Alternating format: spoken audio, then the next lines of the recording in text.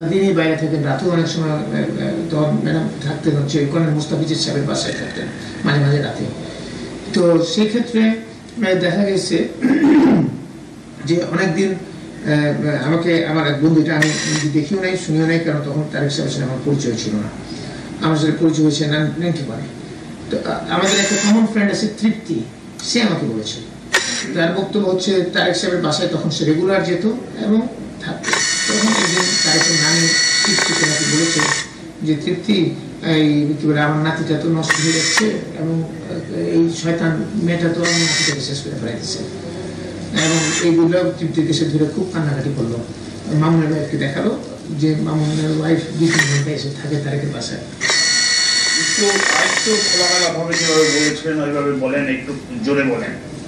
যে তারেকের বাসায় প্রায় সময় মামুনের ওয়াইফ আসতো এবং মামুনের মানে তারেকের রুমে যেত, 2-3 ঘন্টা থাকতো এবং থেকে চলে যেত।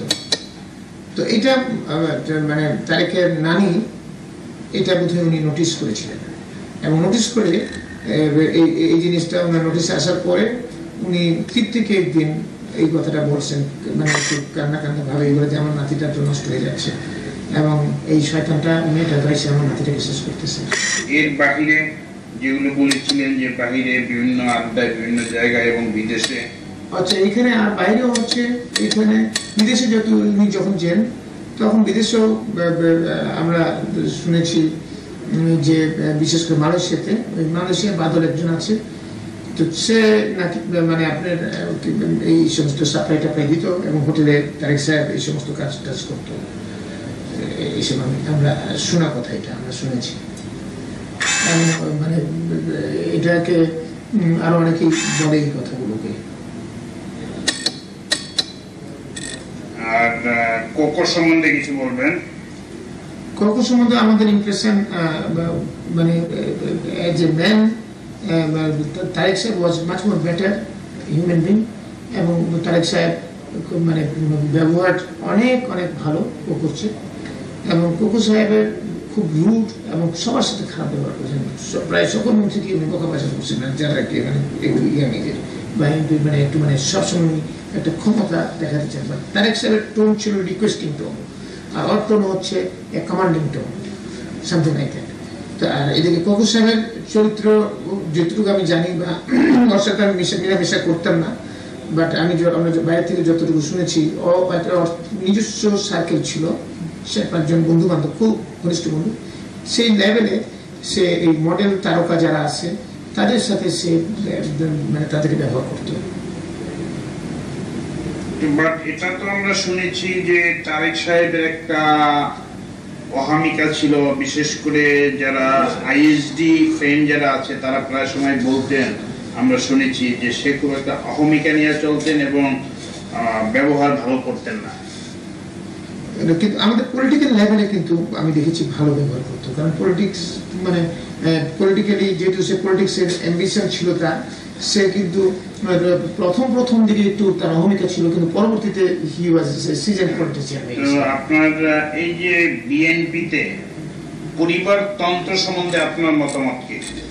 এটা আমি পরিবারতন্ত্র মানে চরম পর্যায়ে গিয়েছে, এটা no doubt on that, no doubt on that. মানে পরিবারতন্ত্রের শুধু না, এখানে বড় পরিবারতন্ত্র তো আছে, এখানে কোনো গণতন্ত্র গঠনতন্ত্র কোনোটাই মেনটেন করা হয় না। এখানে নিজের ইচ্ছা অভিপ্রায়টাকেই মানে মানে বাস্তবায়ন করা হয়েছে। এখানে আমাদের যে পার্টির ভিতরে ইনার লেভেলে যে গণতন্ত্র নেই, একক ক্ষমতা চেয়ারপারসনের ছিল এবং চেয়ারপারসন বিভিন্ন প্রতিনিধি সভা পর্যন্ত আগের থেকে হারেস চৌধুরীগুলো ঠিক করতো। সব দুষ্ট লোক ছিল হারেস চৌধুরী, সে ঠিক করতো যে কে কি ধরনের বক্তব্য দিবে, কার এগেন্স্টে বক্তব্য দিবে। ওইটা আগে সে ম্যাডামের সাথে কথা বলে 3-4 জন আমাদের এমপি ছিল, মন্ত্রী ছিল, কিছু আমাদের যখন প্রতিনিধি সভা হয়তো বিভিন্ন ডিস্ট্রিক্ট থেকে ছিগাই বক্তব্য দেওয়া হতো।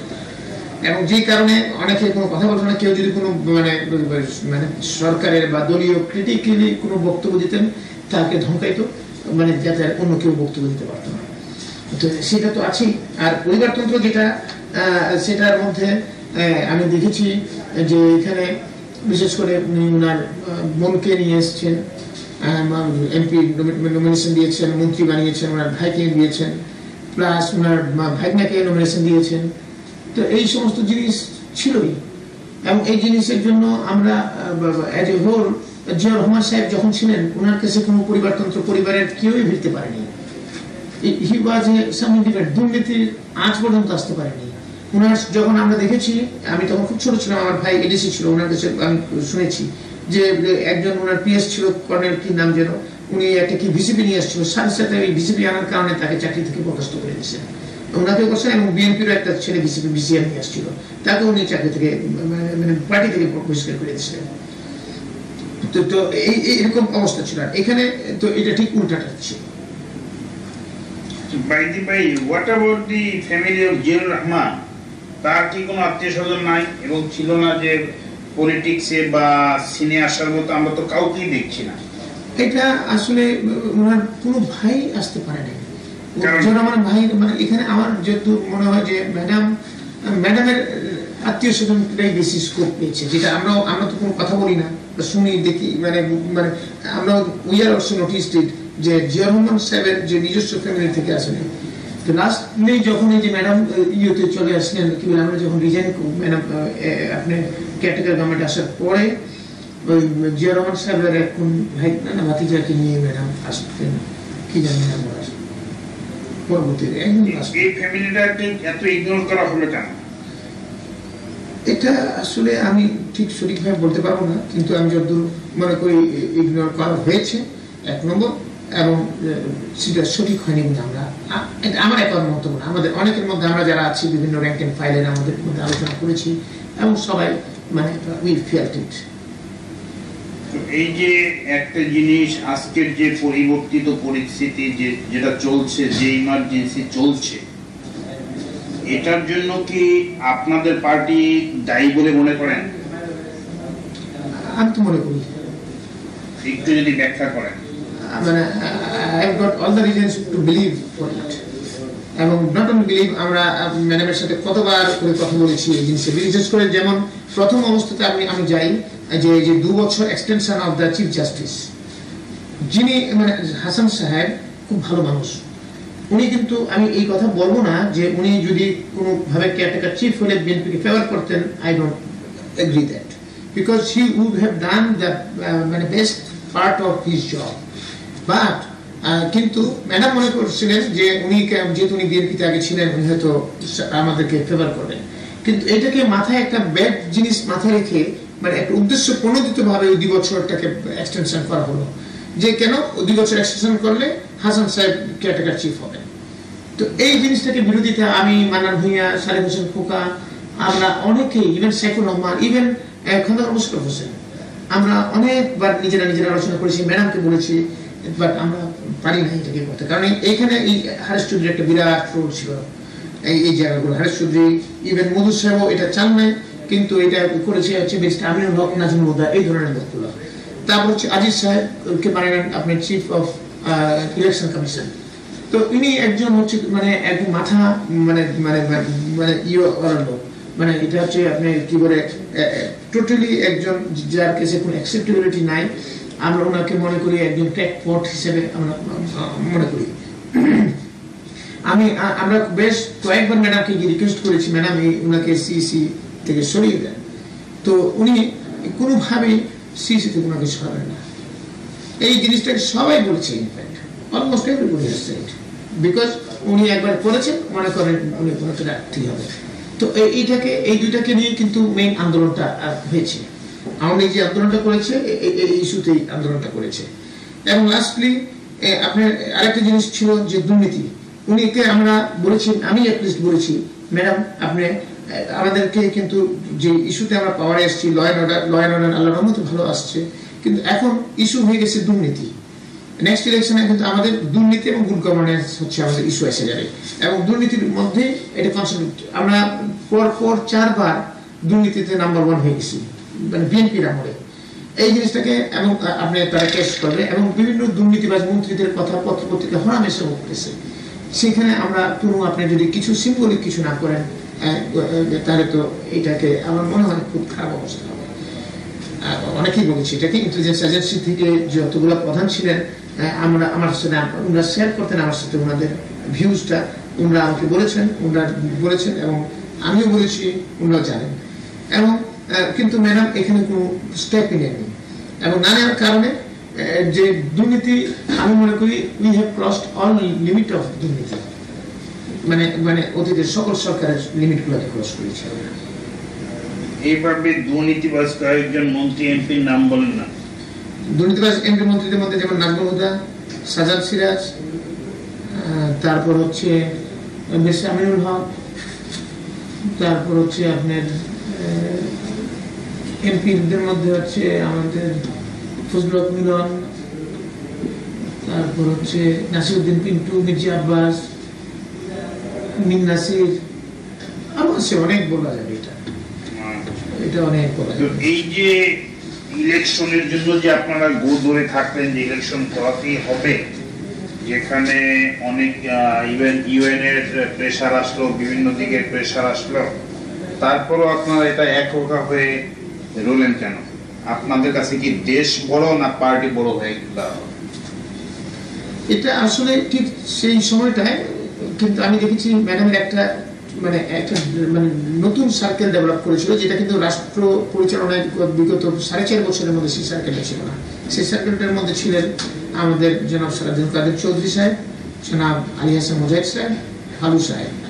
এই তিনজন ম্যাডামের সাথে কিন্তু বসে ম্যাক্সিমাম ডিসিশন গুলো নিতেন, এবং তারপর তারেক সাহেব যেতেন, কিন্তু এই তিনজন হচ্ছে কোর নিত এবং তারেক সাহেবও জয়েন করতেন।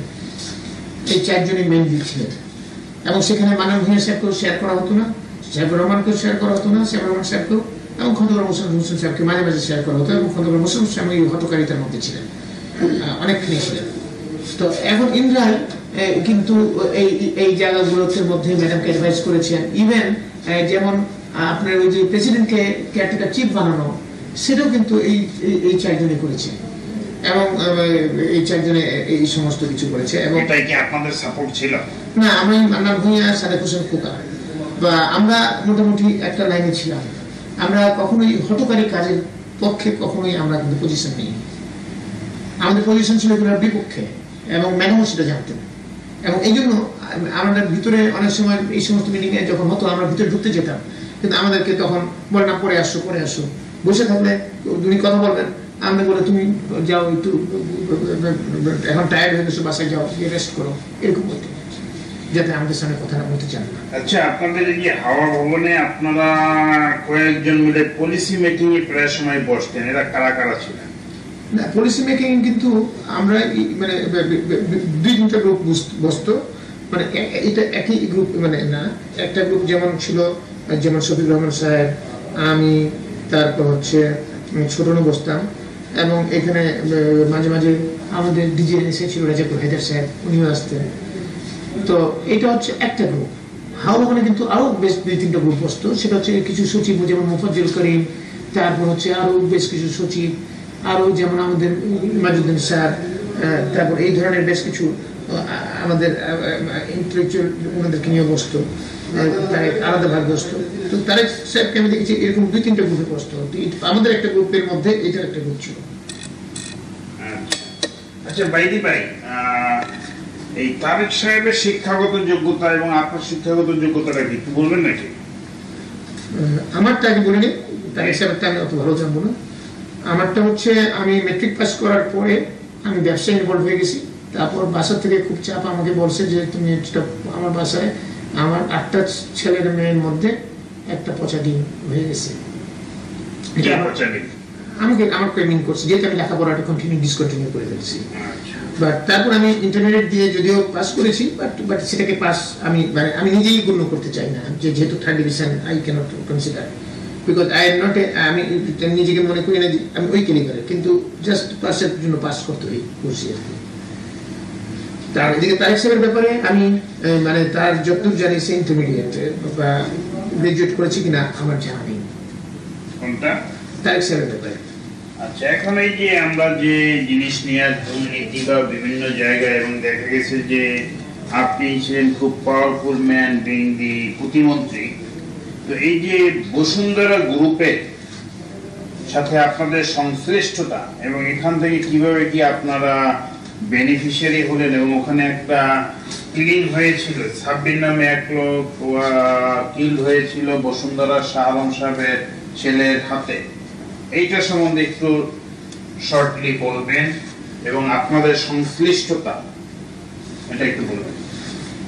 এটাকে একটু আমাকে নারেট করতে হবে এইভাবে যে আমাকে ইনফ্যাক্ট ম্যাডাম এবং তারেক রহমান সাহেব দুজনেই অ্যাটলিস্ট 4 থেকে 5 বার করে আমাকে রিকোয়েস্ট করেছেন যে বসুন্ধরাকে নিয়ে মানে সালম সাহেবকে নিয়ে যাতে একটু বসি, আমরা যাতে বসে সেখানে আমরা আলোচনা করব, যাতে করে আমাদেরকে আপনার ইলেকশন যে সামনে আসতেছে সেই ইলেকশনের ফান্ড কত দিবে সেটার জন্য। আমি প্রথমে অ্যাভয়েড করতে চেয়েছি, কিন্তু অ্যাভয়েড করতে গিয়েও 4-5 বার করার পরে আমি অ্যাভয়েড করতে পারিনি। না পারলেও আমাকে তখন তারেক সাহেব নিজেও বসুন্ধরা সালমের সাথে কথা বলেছেন এবং আমি at last I have organised a meeting in my residence. 1-2টা মিটিং আমার 2টা বা 3টা মিটিং করেছি, পরবর্তী প্রায় আরো 8-10টা মিটিং হয়েছে, সেগুলো মিটিং সবগুলো হাওয়া ভবনে হয়েছে এবং সেই মিটিংগুলোর মধ্যে আমরা বিভিন্ন সময় টাকার আলোচনা করেছি, মানে যাতে তারেক সাহেব মেইনলি আলোচনা করেছেন যে পার্টির মধ্যে কত উনি ডোনেট করতে পারবেন, ইলেকশনে প্রাণ দিতে পারবেন, উনি তো বিএনপির আমলে অনেক উনি ব্যবসা বাণিজ্য করেছেন ইত্যাদি ইত্যাদি। তো যদিও তারেক সাহেব একটু বড় অঙ্কের টাকা চেয়েছিলেন, উনি কোনোভাবে সেটা মানে না, কিন্তু লাস্টলি টাকাটার ফিগার ঠিক হয়েছিল 50 কোটি টাকা ইলেকশন বাবদ সালম সাহেব দিবেন। এখন সেইখানে প্রথম 1-2-3টা টাকা আমার বাসায় এসে দিয়ে গেছে এবং 1-2 বার সেখানে আমার যত মনে করে পরে আপনার 1 কোটি টাকা করে এক একটা চালানো। কয়বার গিয়েছিল আপনার বাসায়? আমার বাসায় 3 বার। 3 বার না 4 বার? 3 বার আমার স্মরণে 3 বার করে। আচ্ছা 3 বার আমার স্মরণে আছে এবং 3 বার দিয়ে গেছে এবং 2 বার হয়তো তারেক সাহেব আমার সাথে ছিলেন, একবার তো বটেই, 2 বার হয়তো ছিলেন উনি যখন এটাতে। আর তারেক সাহেব আমাকে বলে দিয়েছিলেন এই টাকাগুলো যাতে আমি কামাল সাহেবকে হ্যান্ড ওভার করে দিই। কামাল সাহেবকে? সালিমুল হক কামাল আমাদের এমপি সাহেব ছিলেন, মাগুরার 2 এর এমপি। ইকোনো কামাল। আচ্ছা, কামাল সাহেবকে আমি যেটা দিয়ে দিই এবং কামাল সাহেব তো কামাল সাহেবকে আমি বলেছি যে এটা ম্যাডাম জানেন এবং তারেক সাহেব ডিজাইন করেছেন যাতে আপনাকে সে টাকাটা দিই। তখন কামাল সাহেব বলেছেন যে আমাকে আগের 2 কোটি টাকা আছে, আরও ঠিক আছে আমি রাখতেছি। পরে 2 দিন পরে কামাল সাহেবকে সহ আমি তারেক সাহেবের এখানে গেলাম হাওয়া ভবনে এবং কামাল সাহেবের সাথে তারেক সাহেব পুরো টাকার ডিটেল আলোচনা করলেন এবং ওনাকে রাখার রিকোয়েস্ট করলেন এবং কামাল সাহেব এগ্রি করলেন। এবং তখন আমি তারেক সাহেবকে বললাম যে আমার এখানে টাকা রিসিভ করা is just difficult for me, I just can't do it and এটা ethical, I should not do it. তো তারেক সাহেব যখন আমার প্রবলেমটা বুঝলেন এবং বুঝে উনি অপুকে ইনস্ট্রাকশন দিলেন যে অপু তুমি এখন থেকে এখানে রিসিভ করবা, সুফিয়ান দিয়ে যাবে, তুমি দেবা এবং তুমি কামাল সাহেবকে দিয়ে দেবা। তো তারপরে অপু এটা কোঅর্ডিনেট করতো সুফিয়ান এবং কামালের সাথে, কামাল ভাইয়ের সাথে। সুফিয়ান হচ্ছে আপনার সালম গ্রুপের মানে বসুন্ধরা গ্রুপের সালম সাহেবের একটা এক্সিকিউটিভ ডিরেক্টর বা কিছু একটা, সে সালম সাহেবের কাছে টাকাগুলো এনে ডেলিভার করতো। তো এরকমভাবে বেশ কিছু টাকা পয়সা নিছে এবং পরবর্তীতে সুফিয়ান এবং আমি কামাল ভাইয়ের কাছ থেকে জানলাম যে যেহেতু সুফিয়ানের পক্ষেও খুব ডিফিকাল্ট হয় মানে মতিঝিল থেকে এখানে আসা, কামাল ভাইয়ের জন্য ডিফিকাল্ট হয় মতিঝিল থেকে এখানে এসে কালেক্ট করে নিয়ে যাওয়া, সেই জন্য দুজনেই ডিজাইড করছে যে অন্য কোনো থার্ড প্লেসে যেমন মতিঝিল সাইডে কোনো একটা ব্যাংকে ট্যাঙ্কে টাকাগুলো রাখা যায়। কোন ব্যাংকে? ব্যাংক আমি যত জানতাম প্রাইম ব্যাংক বা আরো কোনো থাকতে পারে। এটা কামাল সাহেব যে ব্যাংকের কথা বলতো সুফিয়ান সেখানে গিয়ে ড্রপ করে দিয়ে আসতো, যেভাবে কামাল ভাই বলতেন ক্যাশ টাকা। তো এইভাবে মোট আমি পরবর্তীতে মানে এই তারেক সাহেবের কাছ থেকে জেনেছি এবং কামাল সাহেবের কাছ থেকেও জেনেছি যে 20 কোটি টাকা দিয়েছে সুফিয়ান সাহেবরা। এই 20 কোটি টাকা পুরোই কামাল সাহেবের কাছে রাখা গচ্ছিত অবস্থায় ছিল। তো এইটা হচ্ছে একটা দিক। আরেকটা দিক হচ্ছে যে সাব্বির হত্যা মামলা। ইন বিটুইন এই সাব্বির হত্যা মামলা যখন হওয়ার পরেই আমরা কমিটি করে দিয়েছিলাম স্বরাষ্ট্র মন্ত্রণালয় থেকে এটাকে ইনভেস্টিগেট করার জন্য এবং এটা মনিটরিং অন্তর্ভুক্ত করেছিলাম। মনিটরিং আমরা আলোচনা জন্য এসেছিল। এখন একটা মিটিংয়ে আমি দেখেছি যে আমরা যখন সাব্বির হত্যা মামলাটাকে আমরা কোয়াইট সেন্সিটিভ মনে করেছিলাম from the part of home ministry, যেহেতু মানে এই জিনিসটা একটা গুলশানের মতো জায়গায় একটা ঘটনা ঘটে গেল, একটা ইয়াং ছেলে এভাবে মারা গেল, সেইটাকে অনেকেই মানে ইনফ্যাক্ট গুলশান থেকে বেশ কয়েকজন মানে এক্স সেক্রেটারি বা এক্স মিনিস্টার আমাকেও ফোন করেছে এবং আমাদের সচিবকেও ফোন করেছে যে এটাকে একটু ভালোভাবে দেখার জন্য। আমরা তখন ওই কমিটিটা আমরা করে দিয়েছিলাম। আচ্ছা, তারপরে কি বলে তারেক সাহেবের অফিসে একদিন একটা মিটিং হচ্ছিল, মানে ওই টাকা পয়সা লেনদেন নিয়ে। সেই মিটিং এর এক পর্যায়ে সেখানে সালম, সুফিয়ান, আমি, তারেক সাহেব, মানে এই চারজনই আমার মনে করে আমরা চারজনই হয়তো ছিলাম আমরা সেই মিটিং এর মধ্যে। সেই চারজনই ছিলাম সেই মিটিং এর মধ্যে। আমি পরে ঢুকলে পরে আমি মানে মিটিং এ আমি জয়েন করছি, I am the last man to join in the meeting. তো ওইখানে যাওয়ার পরপরই আমি চেয়ারে বসার পরপরই মানে ইন দ্য ভেরি বিগিনিং বলার সাথে সাথে কি বলে মানে খুব অ্যাগ্রেসিভ টোনে এই কি বলে সারম আমাকে বলতেছে, আপনি একে কয়েকবার বলছি ইমিডিয়েটলি কয়েকবার কিন্তু সে আমাকে রিকোয়েস্ট করেছে টেলিফোনে এবং সুফিয়ানের মাধ্যমে যাতে আমি ওদের কেসটার সাবির হত্যা মামলাটাকে যাতে ফাইনাল রিপোর্ট দিয়ে দিই। ইভেন তারেক সাহেবকেও বলছে, তারেক সাহেব আমাকে একদিন বলছে যে দেখা যায় কি করা যায় বাবা, একটু দেখেন না কেন ভাই, ওরা আমাদেরকে একটু সাহায্য করতেছে, একটু হেল্প করা যায় কিনা। আমি বলছিলাম যে দেখি তারেক সাহেবকে আমি অ্যাভয়েড করতে চেয়েছি। আর এদিক থেকে তো আমরা কাজ করে যাচ্ছিলাম এবং তখন কিন্তু সেটার আগে আমরা সারবের ভাইনাকে আমি ধরে ফেলছিলাম। আমরা সিআইডি পুলিশকে আমি খুব চাপ সৃষ্টি করছিলাম যে আপনার কেসের প্রগ্রেস হচ্ছে না, এবং তখন সিআইডি এডিশনাল আইজি খোদা বসছিলেন, তিনি ওর ভাইনাকে ধরে ফেলছিলেন। তখন ধরার পরেই এই সালম বলে হ্যাঁ আপনাকে ফাইনাল রিপোর্ট দিবেন, যেটা না করে উল্টা আরো আমার ভাইনাকে ধরে নিয়ে গেছে, তাকে মারধর করা হচ্ছে, ইত্যাদি করা হচ্ছে, কথা স্বীকারোক্তি আদায় করার চেষ্টা করা হচ্ছে, কি পাইছেন কি আপনারা ইত্যাদি। কে বলতেছিল এটা? সালম।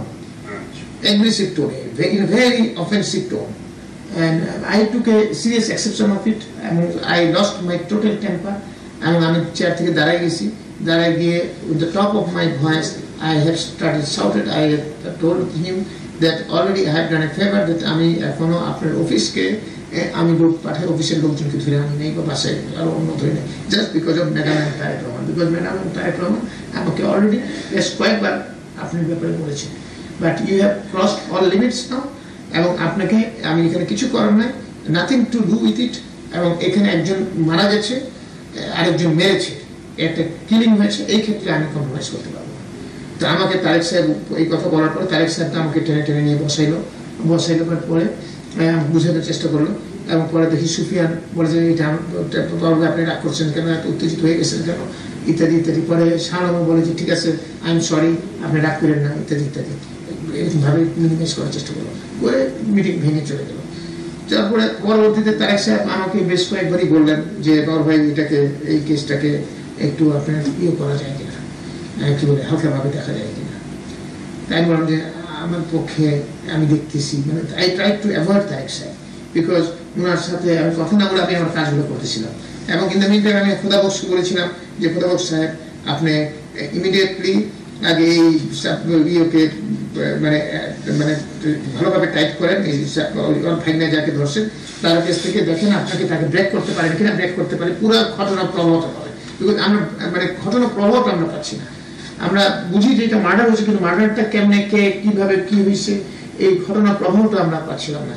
তারপর at one point of time তাকে র্যাব হেডকোয়ার্টারে নিয়ে যাওয়ার কথা আমি নির্দেশ দিলাম, র্যাব হেডকোয়ার্টারে নিয়ে ওইখানে রেখে আপনারা আলোচনা করুন। তারপর ওইখানে টোটাল টিম নিয়ে গেছে এবং নিয়ে ওইখান থেকে পুরো জিনিস বের করে নিয়ে আসছে, এবং সে পুরো ব্রেক করছে, ঘটনার প্রভাব বলেছে।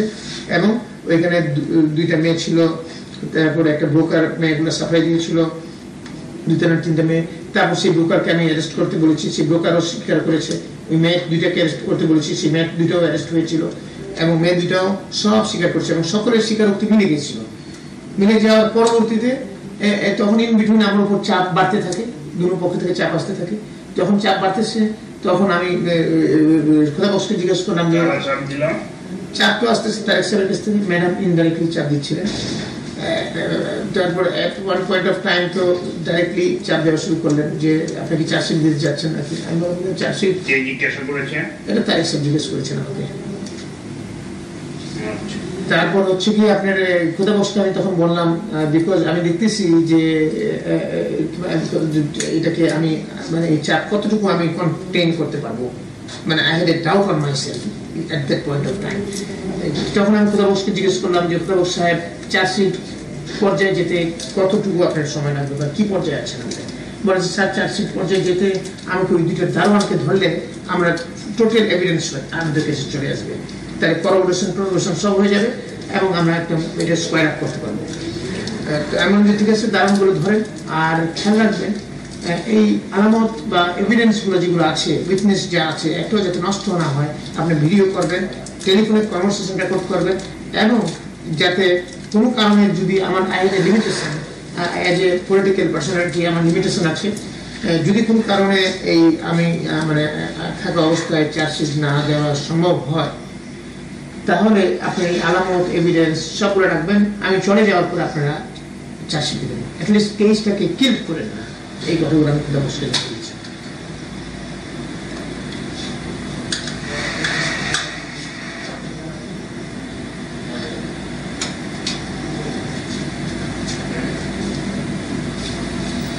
তো এটা গেল, বাট আলটিমেটলি এটা ইয়া হয় নাই। Okay sir, you take water and biscuit, take 2 minutes rest.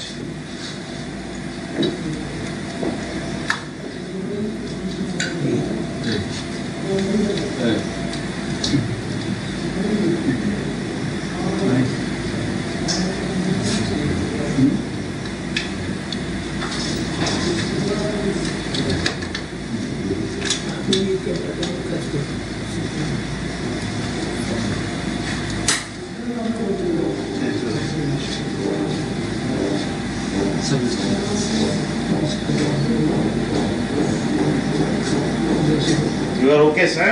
Yes, I am okay.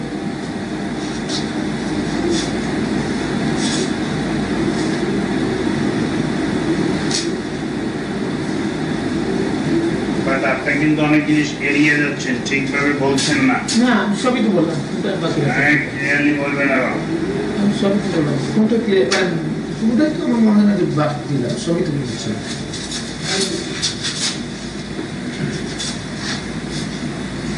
ওদের হোমোসেক্সুয়াল কথাটা তো বললেন না।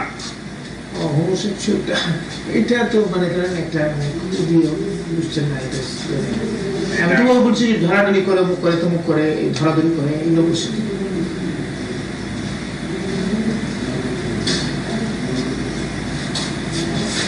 যে এই টাকাটা ওনার জন্য বেশি দরকার, এবং ঠিক আছে আমরা একটা ফেভার করতে তো পারি, এরকম একটা ভাব ছিল ওনার। কারণ উনি যেহেতু আমাকে কয়েকবার রিকোয়েস্ট করেছেন, তখন আমি ভাবটা ব্যক্তিগতভাবে আপনি কি বেনিফিটেড হলেন এখান থেকে? না, আমি কোনো ব্যক্তিগত বেনিফিশিয়ারি। আপনার তো অনেক, আপনার নামে, আপনার ভাই বোনের নামে, স্ত্রীর নামে অনেক প্লট আছে বসুন্ধরা। এই প্লট আমরা আগে নিয়েছি, এবং প্রত্যেকটা প্লট এটা যেখানে দিয়েছে আমাকে পি ব্লকে, যে ব্লকে হচ্ছে এখনো 20 পানি আছে, নাম্বার 1। নাম্বার 2, এটাকে 4 বছরে আমরা পেমেন্ট করতে হবে, এবং প্রতিটা ইনস্টলমেন্ট পেমেন্ট করছি। It was not a free plot. আপনি তো অক্টোবরের পরে আর কোনো পেমেন্ট করেন নাই?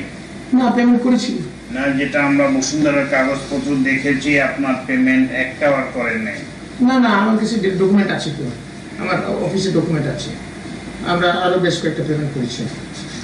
এখানে স্যার এটা তো গেল, আর আপনি স্বরাষ্ট্র মন্ত্রী থাকাকালীন অনেক সাফল্য আছে, আমরা বলবো যে আপনি র্যাব সৃষ্টি করেছেন আর অনেক কিছু করেছেন, কিন্তু এখানে এই যে র্যাব এবং পুলিশের জন্য গাড়ি ক্রয়ে এখানে একটা বড় ধরনের অ্যানোমালিজ হয়েছে। এইটা করার কারণটা কি, এবং এতে আপনারা কে কিভাবে বেনিফিটেড হয়েছে? ইনফ্যাক্ট স্বরাষ্ট্র মন্ত্রণালয়ে আমি চেষ্টা করেছি যে ফেয়ার থাকার জন্য, যাতে করে স্বরাষ্ট্র মন্ত্রণালয় কোনো ঘটনা থেকে ফেয়ার থাকতে আমি চেষ্টা করেছি। কিন্তু আমি ফেয়ার থাকতে চেষ্টা, আমি ব্যক্তিগতভাবে স্বরাষ্ট্র প্রতিমন্ত্রী হিসেবে স্বরাষ্ট্র মন্ত্রণালয়ের যে কোনো কর্মকাণ্ডে আমি ফেয়ার থাকতে চেষ্টা করেছি। তারপর এইখানে একটা মানে অ্যানোমালি হয়েছে, সেটা আমি অস্বীকার করবো না। অ্যানোমালিটাকে আপনাকে, কারণ এটাকে আরো প্রপার অ্যাটেনশন প্রয়োজন ছিল এটাকে দেওয়ার, যেটা আমি মনে করেন আপনারা যে কোনোভাবে ইনোসেন্ট মিস্টেকও বলতে পারেন, অথবা মোটিভেটেড মিস্টেকও বলতে পারেন। বাট আমি মনে করি এখানে পরের কথাটা হয়তো আমরা ধরে নিতে পারি যে মোটিভেটেড মিস্টেক, বাট ইনোসেন্ট মিস্টেকটা আমরা নিব না। এই জন্য ইনিশিয়ালি যে টেন্ডারটা ওপেন করা হয়েছিল, ওপেন টেন্ডার সবাই পার্টিসিপেট করতে পেরেছে। তারপরে সেটাকে আপনারা 3টা ডেটে, আপনারা এটাকে 3 ডেটে এটা বিভিন্ন বিজ্ঞপ্তি পত্রিকায় দিয়েছেন। তারপরে আপনারা এপ্রিল মাসে টেন্ডারটা ওপেন করেছেন, এপ্রিলের পসিবলি 6th of এপ্রিল। সেখানে অনেকেই লোয়েস্ট হয়েছে। 2.5 মাস যাবত আপনারা কোনো ডিসিশন না দিয়ে 2.5 মাস থেকে 3.5 মাস হঠাৎ করে আপনারা রিটেন্ডার কল করেছেন এবং সেখানে আপনারা গাড়ির স্পেসিফিকেশন ফিক্সড করে দিয়েছেন। যেমন একটা উদাহরণ বলি, যে একটা গাড়ির আপনারা যেটা স্পেসিফিকেশন ফিক্সড করে দিয়েছেন যে রোড ক্লিয়ারেন্স 160 mm, কিন্তু দেখা গেল বিশ্বের বিখ্যাত গাড়ি লাইক টয়োটা, ইসুজু আর অন্যান্য গাড়ি, সেটা রোড ক্লিয়ারেন্স আছে 150 mm, অর্থাৎ 10 mm which is less than half an inch। এইভাবে করে আপনারা স্পেসিফিকেশন করে দিয়েছেন যাতে করে স্পেসিফিক একটা বা দুইটা গাড়ি, কোম্পানির গাড়িগুলো পার্টিসিপেট করতে পেরেছে।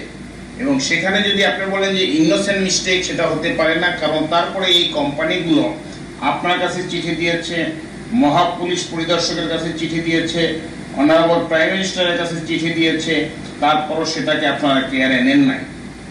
তো সেখানে একটা বড় ধরনের, এবং এটা কার উদ্দেশ্যে, কার স্বার্থে, কিভাবে হয়েছে একটু যদি ক্লিয়ারলি বলেন। আমি এখানে দুটো পার্ট বলি আর কি, দু ভাগে বলছি।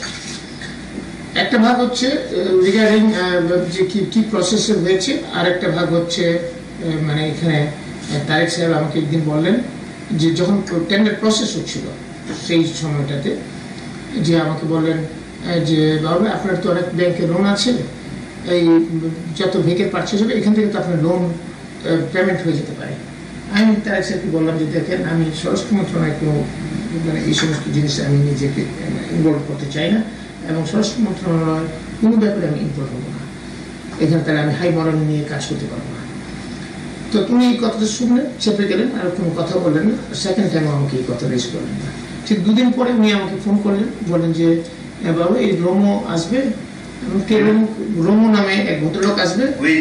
আমি বললাম কে রোমো? কে? বলে যে র্যাঙ্কস, যে মালিক রৌফ চৌধুরী সাহেবের ছেলে, র্যাঙ্কস মোটরস দেখে আপনি একটা অ্যাপয়েন্টমেন্ট দেন। তারেক সাহেব ফোন করছে, আমি অ্যাপয়েন্টমেন্ট মানে স্বাভাবিকভাবে আমাকে দিতে হয়, আমি দিয়েছি। এবং রোমা এসে আমার সাথে দেখা করেছে। দেখা করে এসে আমাকে যে কথাগুলো বললো সেটা হচ্ছে, প্রথমে বললেন যে উনি সৌজন্যবোধ দেখালেন। দ্বিতীয়ত হচ্ছে বললেন যে আপনাকে তারেক সাহেব, আপনি জানেন যে আমরা, তারেক সাহেব বলেছে যে আমরা গাড়ি ব্যবসায় ইন্টারেস্টেড আছি, গাড়ি সাপ্লাই দিতে চাই। তো সেখানে আমি আর ফয়সাল ঘনিষ্ঠভাবে যোগাযোগ রাখছি কী বলে তারেক সাহেবের সাথে, এবং আমরা এই ব্যবসার মধ্যে ইন্টারেস্টেড হচ্ছে আপনার সহযোগিতা। আমি সেখানে আমার সহযোগিতা তো খুব বিশেষ কিছু নেই, আপনি যদি কোয়ালিফাই করেন এবং লোয়েস্ট হন আপনি পাবেন, যদি লোয়েস্ট না হন আমি চাইলেও আমি দিতে পারবো না, এবং এটা আমার খুব বেশি করণীয় কিছু নেই। তখন এটা চলে গেলেন রোমো এই কথাটা বলে। এবং পরবর্তীতে আমি জানতাম যে তারেক সাহেবের সাথে পুলিশ হেডকোয়ার্টারের বিভিন্ন র্যাঙ্ক অ্যান্ড ফাইলের সঙ্গে ডাইরেক্ট কথা বলতেন, আইজি থেকে শুরু করে একদম মানে আগে থেকেই আমি জানতাম যে বিভিন্ন র্যাঙ্ক। আর যেহেতু স্পেসিফিক মোটরস হচ্ছে মোর্শেদ খানের, এবং মোর্শেদ খান ফরেন মিনিস্টার, সকল মানে বিভিন্ন র্যাঙ্ক অ্যান্ড ফাইলের অফিসাররা বাইরা ওনাকে একটু সময় করে, সেটা একটা পার্ট আছে। আর পাশাপাশি রিগার্ডিং দ্য স্পেসিফিকেশনের কথা যেটা বলেছেন, স্পেসিফিকেশনটা ইয়ে থেকে এসছে, পুলিশ হেডকোয়ার্টার থেকে আমাদের কাছে ফর অ্যাপ্রুভাল, আমরা এটাকে অ্যাপ্রুভাল করে দিয়েছি। এখন এইখানটাই যে কথাটা আপনি বলেন যেটা হচ্ছে ইনোসেন্ট মিস্টেক না, এটা মোটিভেটেড মিস্টেক। এখানে যে কথাটা যে স্পেসিফিকেশনের ব্যাপারে কিন্তু এআইজি ইএনটির একটা চিঠি আছে যেটা কোম্পানিগুলোকে দিয়েছে যে এটা মন্ত্রণালয়ের অনুমোদনকৃত এবং এখানে এটা পরিবর্তন করার পুলিশ হেডকোয়ার্টারের কোনো সুযোগ নাই। তো সেক্ষেত্রে এটাকে তো ধরেই নেওয়া যায় বা বোঝাই যায় যে এটা একটা ইন্টেনশনাল ভাবে এটা করা হয়েছে। আমি এটাকে এভাবে আমি বলতে চাই যে এইটা যে অনুমোদন আমরা করে দিয়েছি, that is very right, but অনুমোদনের জন্য পুলিশ হেডকোয়ার্টার থেকে প্রস্তাবটা আসছিল আমাদের কাছে। আর যেটা এটা আসলে না, সেটাই কি আপনি মনে করেন না যে এত লেখালেখি হলো প্রাইম মিনিস্টারের কাছে, সেটাই আমি আসছি বিভিন্ন ভাবে হলো, তারপরেও এটাকে কোনো কেয়ারে নেওয়া হলো না, নির্দিষ্ট একটা বা দুইটা কোম্পানির গাড়ি নেওয়ার জন্য? না, এই জায়গাতেই আমি বলতে চাচ্ছিলাম যে ভেরি রাইটলি সেই যে এটা আরো ডিউ অ্যাটেনশন ডিমান্ড করেছিল, কিন্তু সেই ডিউ অ্যাটেনশন আমরা হয়তো ব্যস্ততার কারণে বিভিন্ন কারণে আমি অ্যাটলিস্ট দিতে পারিনি। এটা আমি আমার কথাই বলছি, অন্য কারো কথা বলবো না এখানে। কারণ আমাদের কাছে এই যে কমপ্লেন্টগুলো আসছে, যে কোনো কমপ্লেন্ট ডেইলি অনেক বিভিন্ন সংস্থা, আমাদের বিভিন্ন ডিপার্টমেন্ট আছে, সেই ডিপার্টমেন্টে পারচেজ হয়, প্রতিটা পারচেজের এগেনস্টই কমপ্লেন থাকে, কেউ না কেউ কমপ্লেন করে, যে পায় ভালো কথা, না পাইলে কমপ্লেন করে। কিন্তু স্যার এটা তো ছিল একটা বড় ধরনের পারচেজ এবং একটা মেজর ডিসিশন, যে বাংলাদেশে বা বিশ্বের বিভিন্ন জায়গায় টয়োটা বা অন্যান্য গাড়িগুলো world wide, Toyota, Isuzu, Suzuki well known, but whereas আপনারা যে স্পেসিফিকেশন করেছেন সেখানে শুধু নিশান পেট্রোল ম্যাক্সিমাম এবং র্যাঙ্কস এর মাধ্যমে দেওয়া কিছু গাড়ি এবং হিউন্ডাই গাড়িগুলোই ঢুকতে পেরেছে। এখন আমরা যেটা হয়েছে, আমাদের কাছে যে কমপ্লেনগুলো আসছে, ইভেন প্রধানমন্ত্রী দপ্তর থেকে কামার সিদ্দিকী সাহেবও পাঠিয়েছেন আমাদেরকে ওই কমপ্লেনের লেটারগুলো। আমরা যেটা করি যে এই জিনিসটাকে আমরা মার্ক করে দিই সচিবকে অথবা জয়েন্ট সেক্রেটারি, রিলেভেন্ট জয়েন্ট সেক্রেটারিকে। Forget about that, what is your fair confession, যে এখানে কোনো কাউকে উদ্দেশ্য করে বা কাউকে কোনো সাপোর্ট দেওয়ার জন্য এটা হয়েছে কি না? হ্যাঁ, সেটা মানে ফেয়ার কনফেশন আমার মনে হয়, মানে এটা আমি I have got reasons to believe also, because few things are very significant. এখন মনে হচ্ছে তারেক সাহেব আমাকে নিজে বলছেন যে আপনি লোন শোধ করতে পারেন এটা দিয়ে। আমি ইন্টারেস্ট যখন শো করি নাই, উনি 2 দিন পরে রোমোকে পাঠালো, রোমো আমাকে একই কথা বললো, তার বিজনেসের কথা বললো, এবং তারেক সাহেবের সাথে যে ফয়সাল এবং রোমোর একটা যোগাযোগ আছে সেই কথাও বললো। এবং I have got reasons to believe that মানে আমার মনে হয় যে এখানে তারেক সাহেবের একটা সংশ্লিষ্টতা থাকতে পারে। এবং এখানে তো এটাও জানা যায় যে স্যার এবি ব্যাংকে, যেটা মোর্শেদ খান সাহেব চেয়ারম্যান ছিলেন, এবি ব্যাংকে আপনার মোটা অঙ্কের লোন ছিল এবং সেটাও পেইড অফ হয়েছে। এটা totally wrong, this is a documented thing. আমি একটা বললেই রাইট হয়ে যাবে, এটা একটা কথা। আর হলো যে সেকেন্ড কথা হচ্ছে যে এটারও একটা মোটা অঙ্কের টাকা আপনার ভাইয়ের সিঙ্গাপুরের অ্যাকাউন্টে ওখানে পেইড হয়েছে, অথবা মালয়েশিয়া দুবাইতে ওখানে টাকাটা পেমেন্ট হয়েছে। It is totally wrong with due respect. কারণ কোন অ্যানাদার একটা জিনিস যে স্যার এটা একটু বলবেন, যে যেমন তারেক রহমানকে তো আপনারা জানতেন বা আপনারা সম্বোধন করতেন ভাবি প্রাইম মিনিস্টার, ভবিষ্যৎ প্রাইম মিনিস্টার। তো তার মতো একটা লোক আপনার লোন পেইড অফের জন্য যে অফারটা দিল একটা দুর্নীতির মাধ্যমে, তো যে দেশের প্রধানমন্ত্রী হবে সেই রকম একটা কাজ করেছে, সে ব্যাপারে আপনার তারেক সম্বন্ধে একটু মন্তব্য বলবেন? বলবো, আমি ওটাও বলছেন। এইটাকে আগে আপনার আগের প্রশ্নগুলোর একটু উত্তরটা দিয়ে তারপর ওটাতে আসছি। এখানে হচ্ছে প্রথম হচ্ছে এবি ব্যাংকের লোনের কথা আমার যেটা বলা হলো, সে এবি ব্যাংকের লোন এখনো আমার প্রায় 3 কোটি টাকার মতো আছে। এই লোনটা আমার ছিল 5 না 6 কোটি টাকা, তো সেই লোন দিতে দিতে এখন 3 কোটি টাকার মতো আছে। তো সুতরাং যে কথাটা বলা হয়েছে বা পত্রপত্রিকা এসছে, কারা কারা বলেছে যে আমার নাকি টোটাল লোন, তাহলে আমার এখনো আপনি যদি আমার ব্যাংক চেক করলে কিন্তু আমার এই লোনটাই এরকম ফিগার পাবেন, এই কিছু কম বেশি হলে হতে পারে। তো this is one point. Second point হচ্ছে মালয়েশিয়া বা সিঙ্গাপুর বা দুবাই আমাকে 1 ফার্দিং টাকাও আমি রিসিভও করি নাই, বা আমাকে কেউ দেয়ও নাই, বা আমি নেওয়ার আগ্রহ প্রকাশ করি নাই। এটা আমি আমার মানে একদম খুব মানে ডিউ রেসপেক্ট টু এভরিবডি, আমার একটা মানে অত্যন্ত সত্য কথা আমি বলছি। স্যার এই লোন থাকাটা ব্যাংকে, এটা একটা আপনাদের যারা বড় লোক বা যারা অনেক টাকা পয়সা আপনার ইনকাম করেন একটা ফ্যাশন। কারণ বসুন্ধরার মিস্টার শাহ আলমের যে শত শত কোটি টাকা বাইরে নিয়ে গিয়েছে বা বিভিন্ন ইয়ে করেছে, তারও কিন্তু ব্যাংকে প্রচুর লোন আছে। It's a fashion. হাউএভার আপনি এখন ওইটা বলে যে তারেক সাহেব যে অফার দিলেন, and he wanted to be the prime minister of the country, যে একজন মন্ত্রীকে দুর্নীতিগ্রস্ত হতে সাহায্য করতেছে, এই ব্যাপারে আপনি একটু কমেন্ট করেন। এইখানে ওনার এই কমেন্টটা আমার কাছে মানে খুব, আপনি যে ফিলিংস থেকে বলছেন, যে স্পিরিট থেকে বলছেন, সেই স্পিরিট আমিও এথিক্যালি মনে করি এটা এই ধরনের হওয়াটা উচিত হয় না, এবং ইট ইজ ভেরি রংফুল। এবং এটা মানে একজন ভবিষ্যৎ যিনি প্রধানমন্ত্রী হতে পারেন উনি এইরকম কথাটা বলাটাই উচিত হয়নি ওনার। এটা মোটেও শোভনীয় না এবং এটি টোটালি আনএথিক্যাল একটা জিনিস। ওনার এটা ব্যক্তি পার্সোনালিটি ওনার এই জায়গাটায় রক্ষা করেননি। সেক্ষেত্রে মনে করেন যদি ইলেকশন হয় আপনি কি তাকে ভোট দেবেন? না, তারেক সাহেবের সাথে তো এমনিতে আমার একটা ডিস্টেন্স হয়েছে এবং আমি ভোটের প্রশ্ন যদি আসে আমি মনে করি for not for only this reason, for so many reasons আমি ওনাকে হয়তো ভোট দেব না। আচ্ছা, তো এই পুলিশ এবং র্যাবের ওয়্যারলেস ইকুইপমেন্ট কেনার ব্যাপারটা সম্বন্ধে একটু বলবেন কাইন্ডলি। ওয়্যারলেস ইকুইপমেন্ট কেনার সময় আমরা সব সময় একটা এক্সপার্টিস কমিটি করা হয়, কারণ এটার ব্যাপারে আমাদের কারোই খুব একটা ধারণা নেই, টেকনিক্যাল ম্যাটার্সের ব্যাপারে মানে কোনো একটা না কোনো ধারণাই নেই। সেই জন্য আমরা করি কি একটা কমিটি করে দিই। এই যে কমিটির মধ্যে এফডিকে আমরা রিকোয়েস্ট করি যাতে তাদের মানে এফডি এয়ারফোর্স থেকে বা আর্মি থেকে তাদের সিগন্যাল ডিপার্টমেন্টের লোকজন 2-3জন রিপ্রেজেন্টেশন আছে। স্যার ওইটা আর কি যে involvement of somebody, yes, involvement of মানে some people আমরা ইচ্ছাকৃত করে দেই যাতে 5-10 জনের ইনভলভমেন্ট থাকলে কেউ করাপশন করতে চাইলে তার জন্য খুব ডিফিকাল্ট হবে টু ম্যানেজ এভরিবডি। সেই জন্য আর আমাদেরকে ডিপেন্ড করতে হতো এই কমিটির report, technical report. Whatever I wanted to mean যে দ্যাট এই ইকুইপমেন্টগুলো কেনার ব্যাপারে একটু টেন্ডার নিয়ে কারোর সাথে কোনো গন্ডগোল বা যেটা নিয়ে আপনি একটু হাইলাইট করবেন। ওইটা ইয়েস হাইলাইট করছি আমি। এটা হচ্ছে আরেকটা ব্যাপার হচ্ছে এটা তো করেই দিই আমরা, মানে this is the norms we use to follow. আর আরেকটা ব্যাপার হয়ে গেছে একটা ঘটনা, পার্টিকুলার ঘটনা ঘটেছে, সেটা হচ্ছে মানে একটা পার্টিকুলার মানে ওয়্যারলেস ইকুইপমেন্ট আমরা কিনতেছিলাম বোধহয় পুলিশ জন্য একটা প্রজেক্টের। সেখানে আমরা টেন্ডার প্রোভ করেছি। টেন্ডারে দুটো কোম্পানি বোধহয় পার্টিসিপেট করেছিল, একটা হচ্ছে মোটরোলা কোম্পানি আর একটা হচ্ছে সিঙ্গাপুরের কোম্পানি। মোটরোলা কোম্পানি যেটা প্রাইস দিয়েছিল প্রায় 27 কোটি টাকা, আর আরেকটা কোম্পানি যেটা প্রাইস দিয়েছিল তারটা প্রায় অলমোস্ট 50 কোটি টাকা। মানে এরকম difference, so big difference.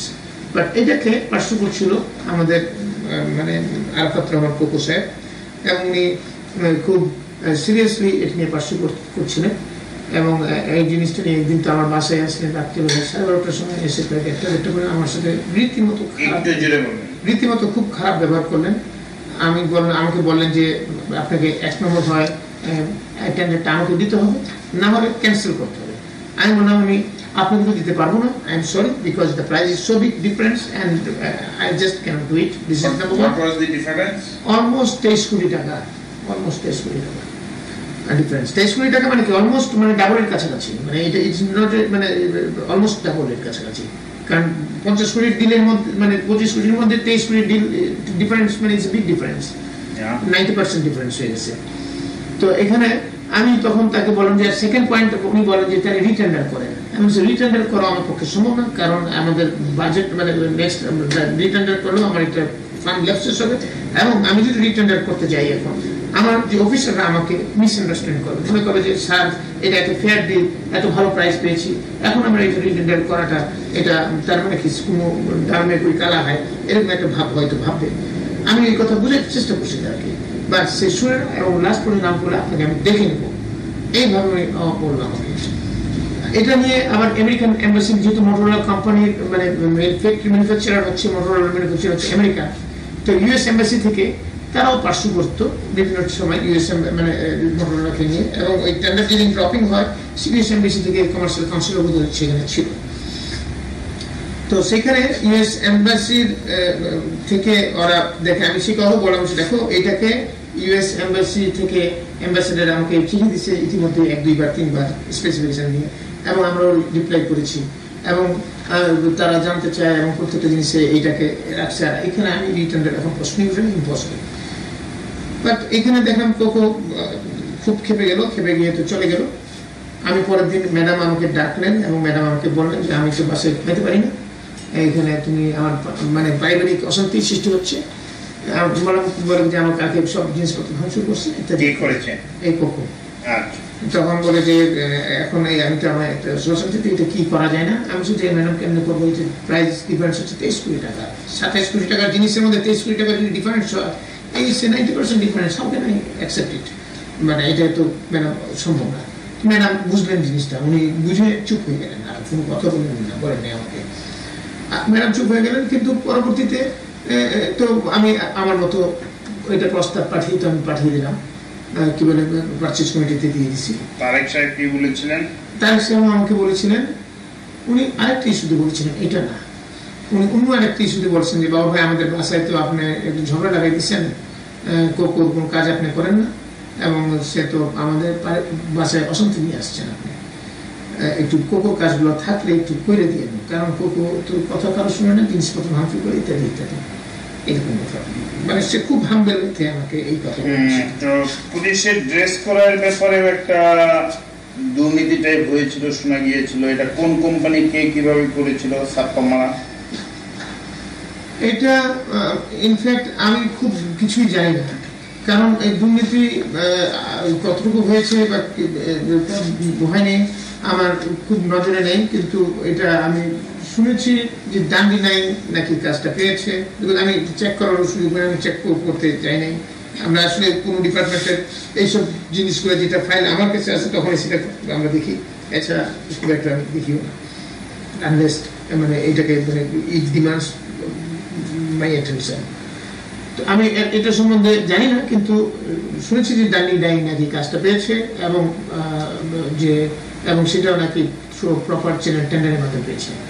But দেয়ার যে অভিযোগ আছে যে এখানে দুর্নীতি হয়েছে, এরকম একটা অভিযোগ আছে। ডান্ডি নাইনটা কার? ডান্ডি নাইন হচ্ছে সাইদ ইস্কান্দার এবং তারেক রহমান মামুন, এরা পার্টনার ছিলেন, পরবর্তীতে পার্টনার আছেন কিনা আমি জানি। So how could they get? এটা তো যেহেতু তারা রুলিং পার্টিতে আছে, এটা তো তাদের নেওয়াই ঠিক হয় না। এটা তো আপনি তো এথিক্সের প্রশ্ন নিয়ে এসেছেন। এখন কেউ যদি এথিক্স মানে ভেরি গুড, কেউ যদি না মানে আপনি হাউ ক্যান ইউ ফোর্স হিম? এটা তো নিজস্ব সত্তা থেকে এই এথিক্স অস্ত্রগুলোর দুর্নীতিটা কিভাবে হয়েছিল?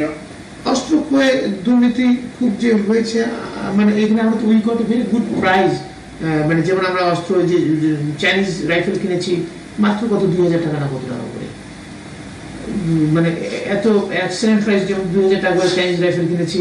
তারপর আপনি শর্ট গান কিনেছি মাত্র 5,000 না, পিস্তলগুলো কিনেছি 5-6 হাজার টাকা করে মাত্র, 2000 না 3000, মানে এত ভালো প্রাইস পেয়েছি আমরা অস্ত্র করে।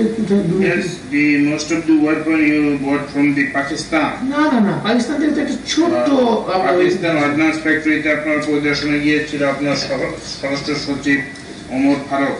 পাকিস্তানের যেটা কিনেছি এটা খুব ছোট, এবং এখানে প্রতি অস্ত্র প্রতি $100 করে আপনারা পেয়েছেন। এটা পাকিস্তানেরটা আমি মানে যেটা আমি জানি এটা হচ্ছে র্যাবের পারচেজ। এটা একটা ছোট পারচেজ, মাত্র আপনার কত 500 পিস বা কিছু হবে। এই যে আমাদের একটা মানে অটোমেটিক সাবমিশন গান, এটা কেনা হয়েছিল। But it is small deal, আমার ঠিক জানা নাই আদৌ